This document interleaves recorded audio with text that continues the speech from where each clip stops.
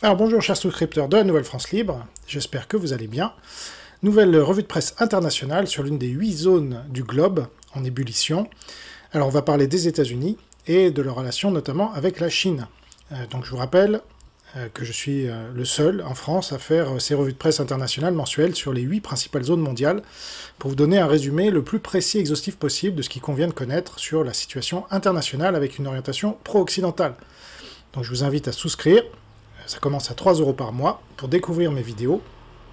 Et je pense que ces 8 revues de presse mensuelles valent à elles seules la souscription, mais en plus, vous aurez des personnalités démasquées, des réactions à des vidéos ou des articles, un best-of mensuel des meilleurs passages télé que j'ai sélectionnés, la FAQ souscripteur, où vous pouvez me poser toutes vos questions et j'y réponds dans une vidéo publique, et l'accès aux plus de 700 vidéos en archive pour la souscription à 9 € par mois.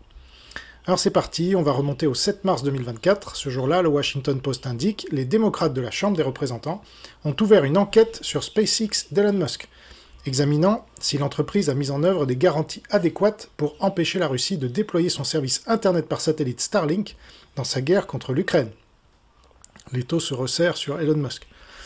Le 18 mars, Politics Brief indique le fabricant chinois de produits chimiques pour les batteries de véhicules électriques, qui prévoit de construire 2 usines aux États-Unis, a des liens de longue date avec le complexe militaro-industriel chinois, selon une enquête de Daily Caller News. Quelle surprise! Capchem Technology USA, filiale à 100% de la société chinoise Shenzhen Capchem Technology, prévoit de construire dans l'Ohio et en Louisiane des usines qui produiront des composants pour les batteries de véhicules électriques. Voilà leur cheval de Troie, notamment. Des documents du gouvernement chinois révèlent que le géant chinois de la chimie a été sélectionné il y a plus de 10 ans pour mener des recherches aérospatiales pour le complexe militaro-industriel chinois dans le cadre d'un programme supervisé par une agence gouvernementale chinoise figurant sur une liste noire. De toute façon, toutes les entreprises chinoises d'une certaine taille sont en lien direct avec le Parti communiste chinois.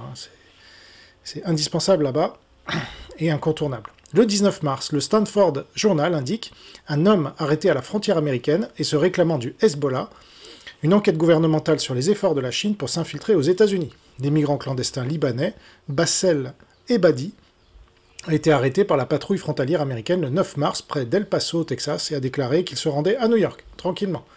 Donc voilà, on sait qu'il y a une infiltration par les islamistes, par les militaires de l'Armée populaire de libération, certainement par des Iraniens, par tout un tas de gens, et puis les Américains du Sud, évidemment, des membres de gangs notamment. Alors, le même jour, Insider Paper indique le directeur de Nvidia, Jensen Huang, a déclaré mardi qu'il ne s'attendait pas à un scénario catastrophe, mais qu'il se préparait au pire en raison des tensions entre la Chine et les